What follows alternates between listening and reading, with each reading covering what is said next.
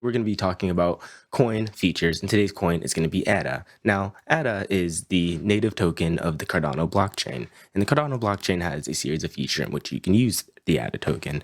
These features also include native tokens, single asset ledgers, multi-asset support, the Marlowe features of instituting financial contracts, different DeFi functions, peer-to-peer lending, the Plutus, which is a smart contract programming language on the Cardano blockchain, and the Rosetta tool set, delegation, staking pools, and different ways you can pledge assets on the network. Now we're going to start with different types of tokens. Now, native tokens on the Cardano blockchain is ADA and other tokens that could also be created on that blockchain. ADA being the number one example, but a different myriad of tokens can be built out and developed on the Cardano blockchain. Now we can go into those different types of tokens that can be built out. One being single asset ledgers, which can essentially be unique assets distributed on the Cardano blockchain, like NFTs or unique identity tokens or unique password security tokens. Any sort of token that can be unique in itself can be a single asset ledger token. Now, different types of fungible tokens, like different types of currency tokens or different types of rewards tokens, we can get into multi-asset support tokens. And these tokens can essentially be different types of fungible tokens that can be interchangeable, like different currencies, and different types of rewards tokens that can be interoperable with the broader ecosystem. And can also act as different types of utility tokens that can operate with the smart contracts and the financial contracts that are going to be executed.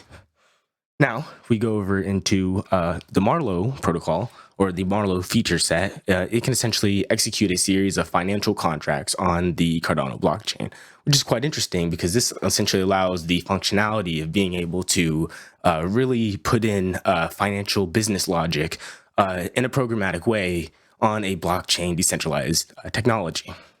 Now, you're also able to institute a series of DeFi features, including peer-to-peer lending, and you're also able to use the programming language Plutus, which will allow you to institute more mainstream smart contracts, where the Marlowe framework itself institutes more financial contracts. So you really want to be able to differentiate between the financial contracts and the smart contracts, but ADA and Cardano can do both. Now we're going to be going over the Rosetta toolkit. And the one interesting thing about the Rosetta toolkit is it allows you to create a series of different applications that you can launch on the Cardano blockchain, but can also be interoperable and be able to be launched on other platforms as well. And it gives you essentially a broader range of what you're able to do with your application by being able to be interoperable with other blockchains. Now, you can also get into staking pools. And in staking pools, you have delegations and you have pledging. Now, what are staking pools? Staking pools are essentially in a protocol that is proof of stake, like Cardano, where essentially you pledge a bunch of stakes to a node, and that node essentially acts cooperatively with the network. And assuming that the node continues to act cooperatively with the network, it's able to gain rewards. And then if it acts maliciously, the stake can be slashed. Now, with proof of stake, you're able to stake those assets, and in staking those assets, you can pledge and allow for delegations. Now, pledging means that you can lock up your assets for a certain period of time to attain some sort of long-term reward by being able to help secure the network, by being able to add more to the stake. And delegations essentially allow you to add not only that stake to the staking pool, but also add certain voting rights to allow the staking pool to vote on your behalf. Now, this essentially allows you to be able to add certain votes to certain pools based off of certain agreements that you may have with that pool, and essentially allow you to